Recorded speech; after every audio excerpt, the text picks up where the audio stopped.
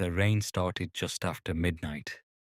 Ethan Carter was driving alone through the empty highways of Montana after attending his cousin's funeral.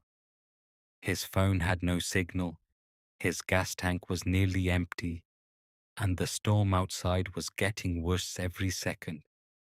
That's when he saw it, a giant flickering sign glowing through the rain. Blackwood Hotel. Vacancy. The building looked ancient. Half the windows were dark, and the neon sign buzzed like it was barely alive. Ethan parked quickly and ran inside. The lobby was strangely quiet. No music, no people. Only the sound of an old clock ticking somewhere in the darkness. Behind the front desk sat a pale old woman with silver eyes.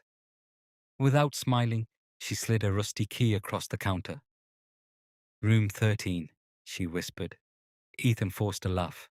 Seriously? He didn't answer. As he grabbed the key, she suddenly gripped his wrist tightly. Whatever you hear tonight, she said slowly, do not open your door after 3 a.m. Ethan pulled away nervously and headed upstairs. The hallway smelled like mold and wet wood. The lights flickered constantly, making the shadows move strangely along the walls. When he entered room 13, he immediately noticed something odd. There were no mirrors. Not in the bathroom. Not near the bed. Nowhere. He shrugged it off and collapsed onto the mattress. At exactly 3 a.m., he woke up to a sound. Knock, knock, knock. 3 slow knocks on his door. Ethan froze. Then came a little girl's voice from the hallway. Please help me. He remembered the old woman's warning. Silence returned for a few seconds. Then the voice changed. Now it sounded like his mother. Ethan, open the door. His stomach dropped. His mother had died 5 years ago. The knocking became louder. Bang! Bang! Bang! The door handle slowly began turning by itself. Ethan backed away in terror. Then he noticed something written on the wall above the bed. Words that definitely were not there before.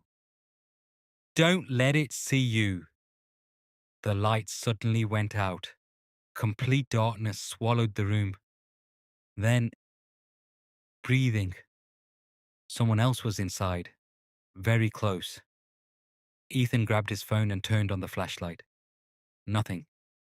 But when he moved the light toward the corner near the bathroom, he saw wet footprints, fresh footprints, leading directly to his bed. His breathing became shaky. Then his flashlight revealed something even worse. On the ceiling above him, a woman was crawling upside down like a spider.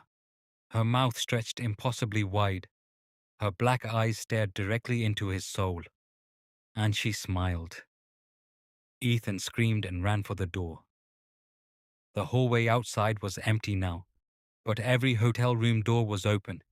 Inside each room stood silent people facing the walls, not moving, not breathing, just standing there. Then, slowly, every single head turned toward Ethan at the exact same time. The hotel lights exploded. Darkness. Footsteps rushed toward him from every direction. Ethan sprinted downstairs and burst into the lobby. But the old receptionist was gone. The front doors were chained shut, and behind the desk, he finally saw a mirror. In the reflection, Ethan was standing alone. But behind him, dozens of smiling guests were staring at him silently. One by one, they began stepping closer in the reflection, even though nobody was behind him in real life.